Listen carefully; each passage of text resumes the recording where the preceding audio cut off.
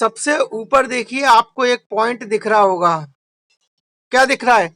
The most important laboratory test that is carried out in nutritional survey is कौन सा टेस्ट है? Very good, HB estimation, haemoglobin estimation test. Okay, चलिए अब हम देखते हैं हमारा जो आज का टॉपिक है न्यूट्रिशनल एजुकेशन। आपने हेल्थ एजुकेशन का नाम सुना है?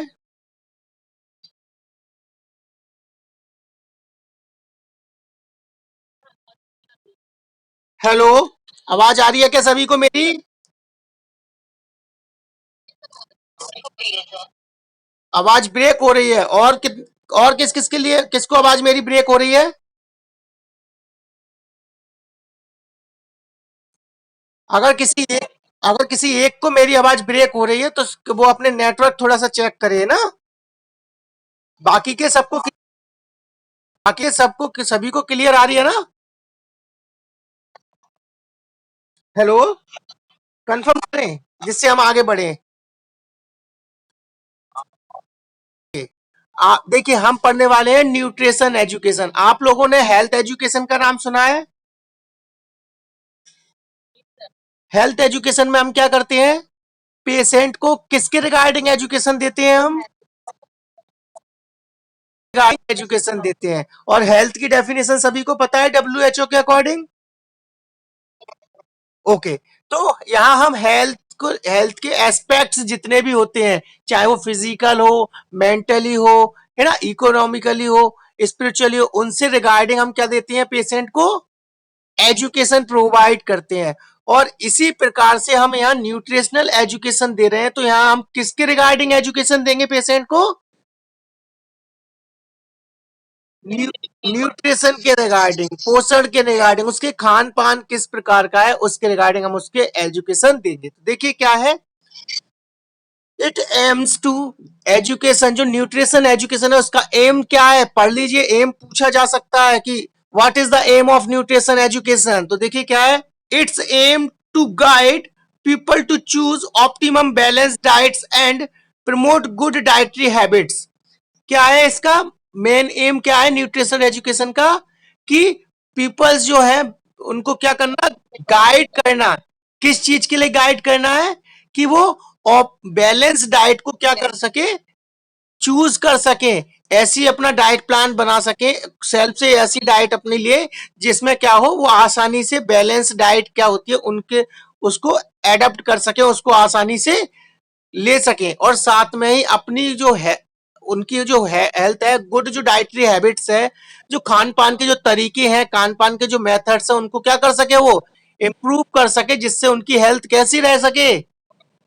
गुड हेल्थ रह पाए। ओके, आगे देखिए, nutritional problems such as ignorance about the value of breastfeeding, traditional food allocation patterns in the families, etc. can be solved by nutrition education। और हम न्यूट्रिशन एजुकेशन के द्वारा जो कम्युनिटी में किस किस प्रकार की प्रॉब्लम है जिनको हम सॉर्ट आउट कर सकते हैं, किस प्रकार की प्रॉब्लम्स होती है जिन्हें हम सॉर्ट आउट कर सकते हैं न्यूट्रिशन के रिगार्डिंग कम्युनिटी के अंदर। तो पहला क्या रहता है? Ignorance about the value of the breast feeding. Okay, मैं गांव में या जहां हम कम्युनिटी में काम करते हैं वहां बहुत से लोग ब्रेस्ट फीडिंग को ज्यादा इतनी वैल्यू नहीं देते हैं। वो कटोरी से चम्मच से दूध पिला देंगे बच्चे को, है ना, बोतल लेकर बोतल से दूध पिला देंगे। होता है कि नहीं ऐसा? हाँ, है ना। तो न्यूट्रिशन एजुकेशन के द्वारा हम कौन कौन सी प्रॉब्लम्स है जिनको हम दूर कर सकते हैं? एक तो ये कि जहां हम वर्क कर रहे हैं वहां जो ऐसे लोग रहते हैं जो क्या है, न्यूट्रिशनल प्रॉब्लम्स हैं उन जो पाई जाती हैं, जैसे कि इग्नोरेंस, ब्रेस्ट फीडिंग की ज्यादा वैल्यू नहीं देना, ज्यादा बच्चे को ब्रेस्ट फीडिंग नहीं कराना, ऊपर का जो दूध है वो पिलाना, है ना। इसके अलावा traditional food allocation patterns in the family, और पारंपरिक जो हमारी घर की परंपरा है उसके अकॉर्डिंग जो खान पान चलता आ रहा है उसी को आगे कैरी ऑन करना, उसमें कोई भी नया मॉडिफिकेशन नहीं करना, है ना। और साथ में ऐसी और भी कई सारी जैसे फूड टेबूज है ना, फूड फैट्स है, इस प्रकार की जो समस्याएं हैं उनको भी हम न्यूट्रिशनल एजुकेशन के थ्रू क्या कर सकते हैं, सॉर्ट आउट कर सकते हैं। ओके, मैंने आपसे दो वर्ड बोले थे अभी, कौन कौन से बोले थे?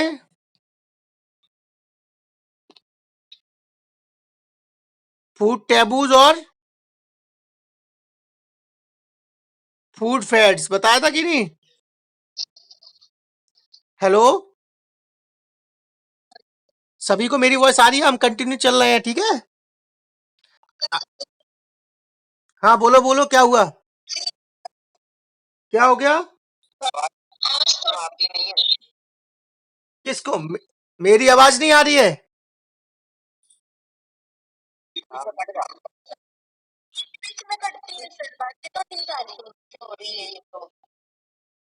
मतलब सभी के साथ ऐसी हो रही है कि एक दो लोगों के साथ हो रही है?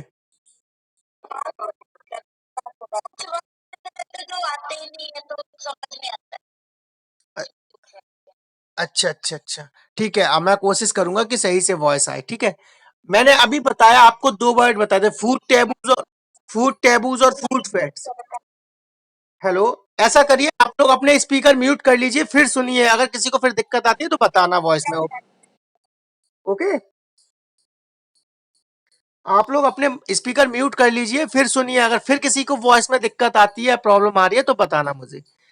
मैंने दो टर्म्स के बारे में अभी बात किया, फूड टेबूज और फूड फैट्स। दोनों का मतलब पता है किसी को? फूड फैट्स क्या होते हैं, फूड टेबूज क्या होते हैं? देखिए, फूड टेबूज होती हैं ऐसी परंपराएं, ऐसी मान्यताएं जो चली आ रही हैं, जो पहले से मानी जाती है, या वो वैसी की वैसी ही चली आ रही हैं। ओके,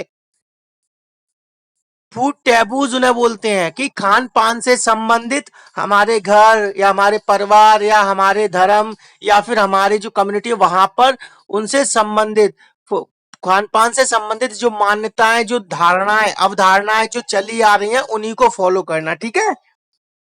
इनके थ्रू भी क्या होता है, न्यूट्रिशनल प्रॉब्लम्स अराइज होती है ना, पैदा होती हैं। और इसके साथ ही फूड पैड्स मींस लाइक्स और डिसलाइक्स, किसी भी पेशेंट की पसंद और नापसंद को बिना ध्यान में रखे हुए जब हम किसी को खाना देते हैं, भोजन देते हैं, तो उससे भी क्या होता है, न्यूट्रिशनल प्रॉब्लम्स अराइज हो जाती हैं, होती है कि नहीं? ओके, तो इसलिए फूड टेबूज, फूड पैड्स जैसी प्रॉब्लम्स हैं, उनको भी हम सॉर्ट आउट कर सकते हैं थ्रू द न्यूट्रिशनल एजुकेशन। आगे देखिए, इन recent years the link between dietary habits and certain chronic diseases such as obesity, diabetes, cardiovascular disease has been established। अब रिसेंटली कुछ ही सालों से हमें यह भी पता चला, जब हमने स्टडी आगे की गई तो स्टडी में पता चला कि हमारी जो डाइटरी हैबिट्स हैं, जो हमारी खान पान के तरीके हैं, जो हमारा खान पान का जो जो फूड्स हैं जिनको हम ज्यादा खाते हैं, या ज्यादा जो हमारे खान पीन के जो फूड्स हैं डेली, उनके और उनके बीच में और क्रोनिक डिजीज होती हैं, जो जैसे कि आपकी ओबेसिटी, डायबिटीज, कार्डियोवास्कुलर से संबंधित कोई भी बीमारी, तो इन दोनों, इनके बीच में आपस में क्या पता चला हमें, कि इनका आपस में संबंध है, रिलेशन है, एक दूसरे को लिंक करके ये चलती है। कौन कौन क्या क्या चीजें? हमारी डाइटरी हैबिट्स और chronic diseases.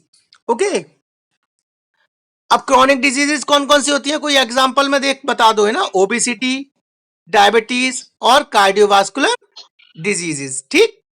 Next, nutrition education is a major intervention in the hands of nurse for the prevention of malnutrition, promotion of health and improving the quality of life. जो ये न्यूट्रिशन एजुकेशन है, उसका major intervention क्या होता है, एक nurse क्या काम करती है हेल्थ एजुकेशन के अंदर, वो क्या काम करती है कि वो प्रिवेंशन ऑफ माल न्यूट्रिशन, वो माल न्यूट्रिशन को क्या करती है, प्रिवेंट करती है, साथ में ही हेल्थ को प्रमोट करती है, और जो लाइफ की क्वालिटी है उसको इंप्रूव करती है, improving the quality of life. Okay, किसी को दिक्कत इसमें यहां तक?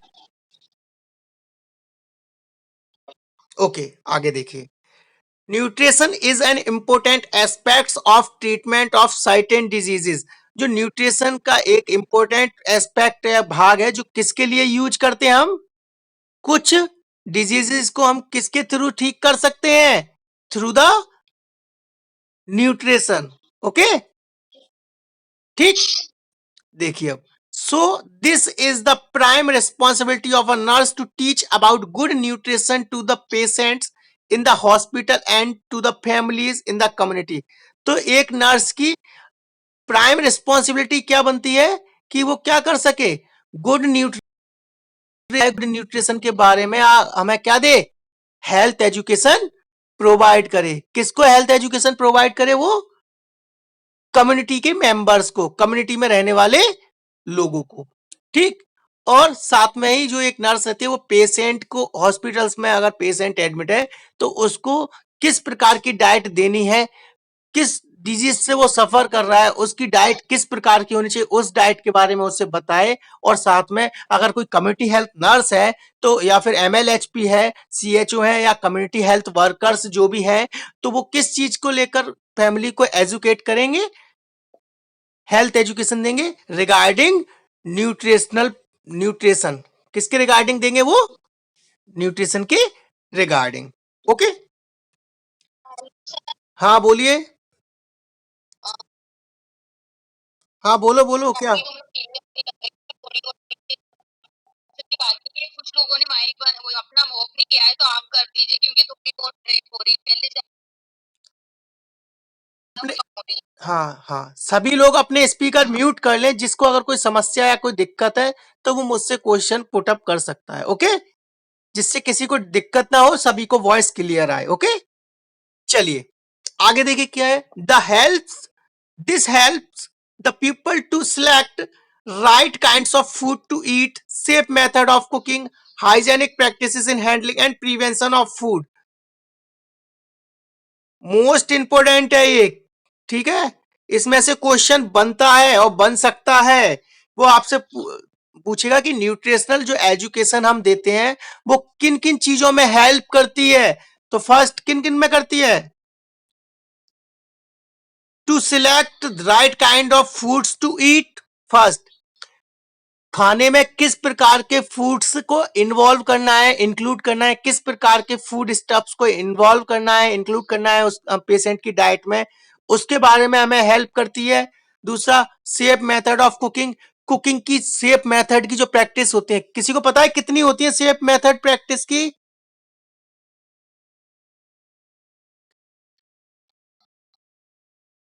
Safe methods of cooking practice कितने होती हैं, 5 या 7?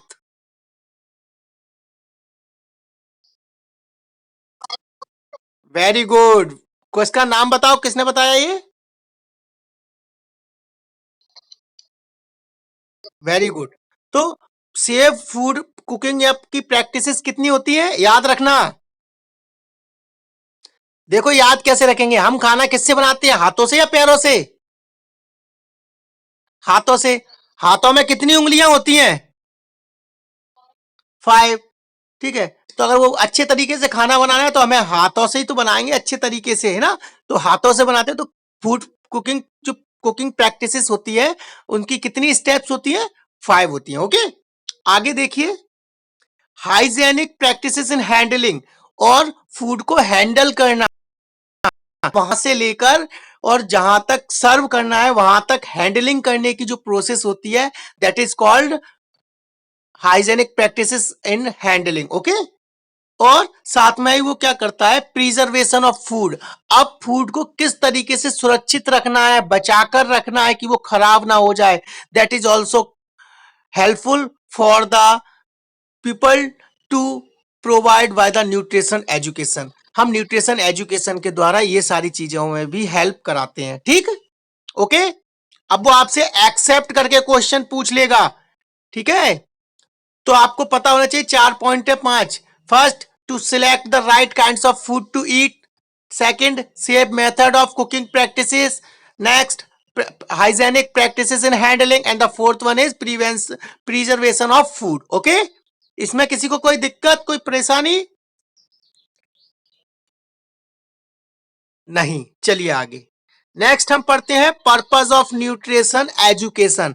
जो न्यूट्रिशन एजुकेशन है उसके पर्पस क्या है? पर्पस मीन्स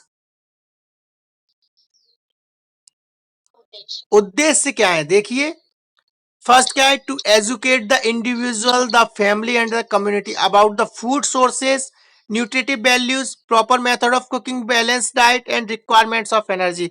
हमें पहला उद्देश्य तो यह कि एजुकेट करना, किस किस को? किसी एक व्यक्ति को, किसी फैमिली को, किसी कम्युनिटी को, किस चीज के बारे में?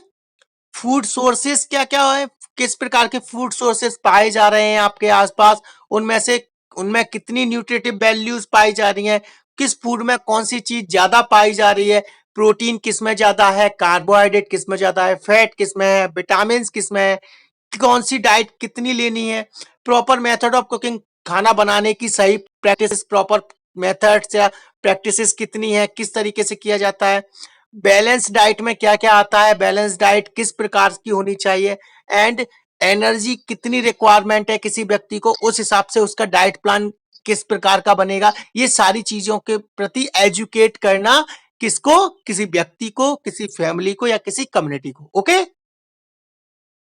Second, to educate them about the food selection, preparation, purchase and storage. और एजुकेट करना और किस चीज में उनकी हेल्प कराना, किस चीज में मदद कराना? फूड का सिलेक्शन, किस प्रकार का फूड चाहिए, किस प्रकार का फूड खाना है, हर व्यक्ति की उसकी डेली एक्टिविटीज, उसकी एज और उसके सेक्स के अकॉर्डिंग और उसकी डिजीज कंडीशन के अकॉर्डिंग उसकी डाइट क्या होगी?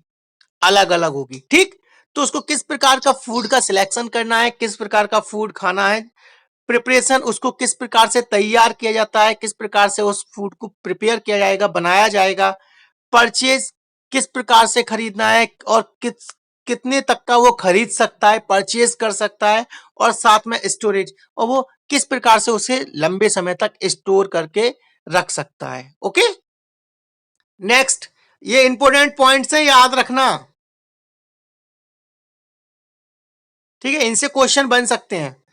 To provide information about food substances, changes and modification in diet. और प्रोवाइड कराना, क्या प्रोवाइड करना? इंफॉर्मेशन, इंफॉर्मेशन देना, जानकारी प्रोवाइड कराना, किस चीज के बारे में? फूड के सब्सटीट्यूट्स क्या है, फूड से, किसी फूड से हम क्या क्या बना सकते हैं, जैसे दाल से हम क्या क्या बना सकते हैं, दाल चावल मिला के खिचड़ी भी बना सकते हैं, चावल की हम खीर भी बना सकते हैं, चावल के नमकीन चावल भी बना सकते हैं कि नहीं?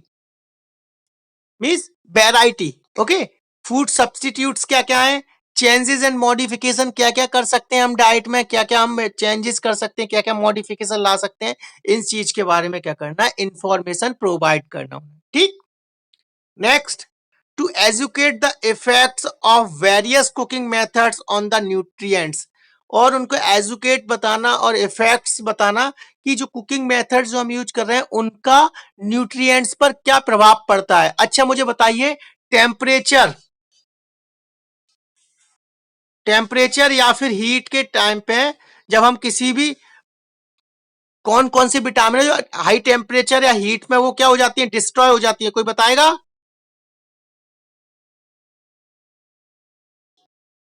कौन कौन सी विटामिन है जो टेम्परेचर और हीट पर डिस्ट्रॉय हो जाती हैं?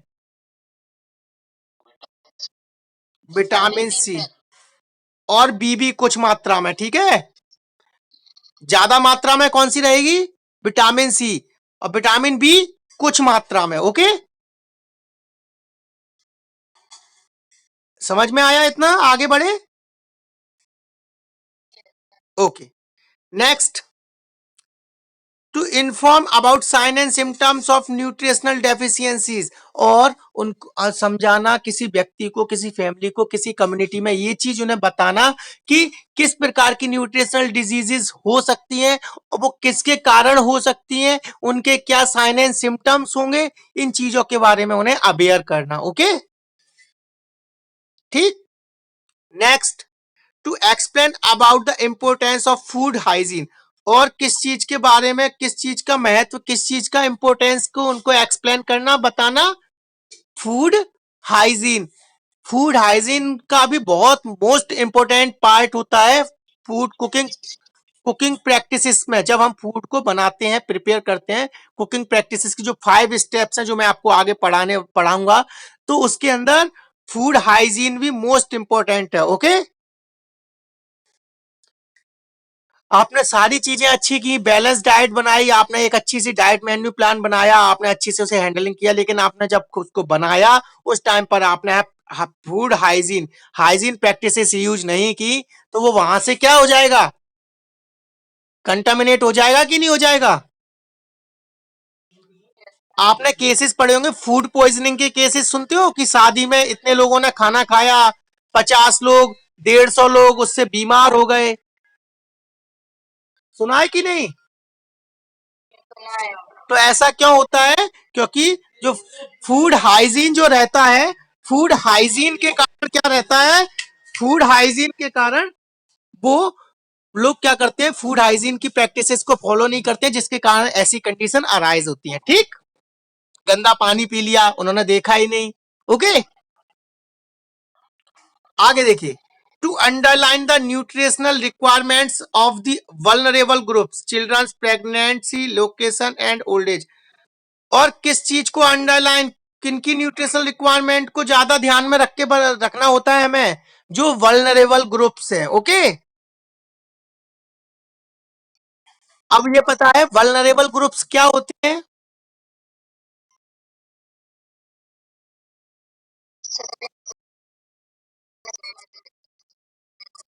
हाँ, वल्नरेबल ग्रुप्स का सीधा मतलब ये समझो कि ऐसे कमजोर ग्रुप्स वाले, कमजोर या कमजोर इम्यूनिटी वाले लोग जो जल,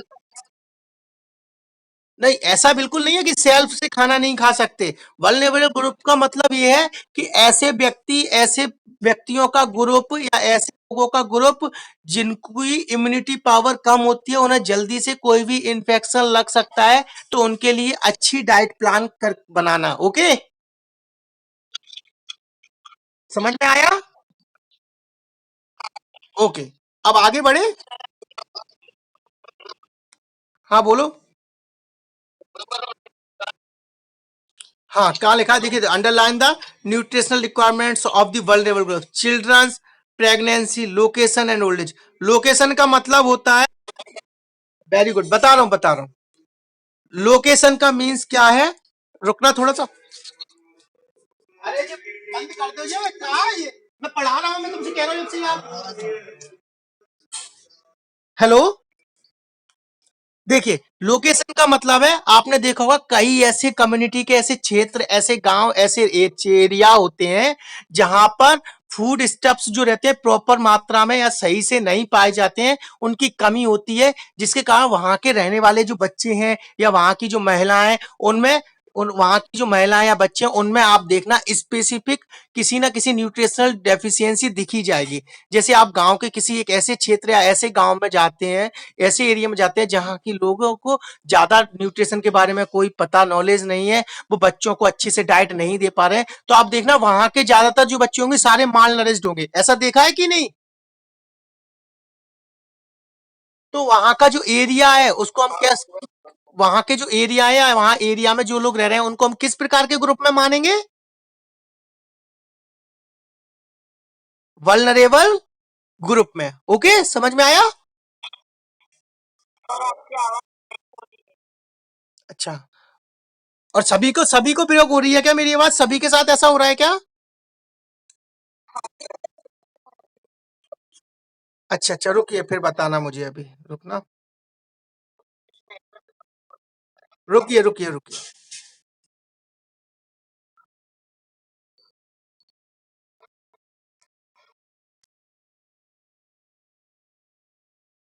अब मेरी वॉइस क्लियर आ रही है सभी को। Okay okay okay okay,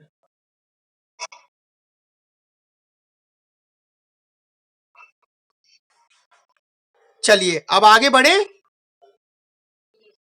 next देखिए क्या है,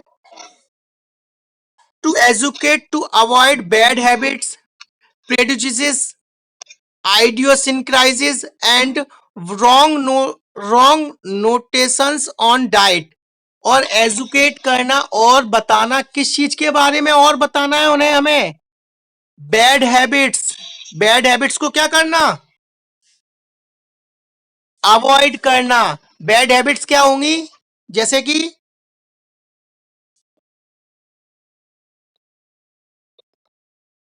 कि बैड हैबिट्स क्या होंगी, कोई बताएगा मुझे? जैसे स्मोकिंग करना, टबाकू च्यूइंग करना, है ना, ये चीजें बैड हैबिट्स, या फिर अल्कोहल को ड्रिंक करना। तो इनको क्या करना, बैड हैबिट्स को क्या कराना, अवॉइड कराना। इसके साथ में प्रेजुडिसेस एंड आइडियोसिंक्राइसिस मीन्स होता है प्राचीन प्राचीन या पुरानी जो परंपराएं चली आ रही हैं, रीति रिवाज जो चले आ रहे हैं, उनको ही फॉलो करना, उनको बदलना नहीं। ठीक है, समझ रहे हो ना? हेलो,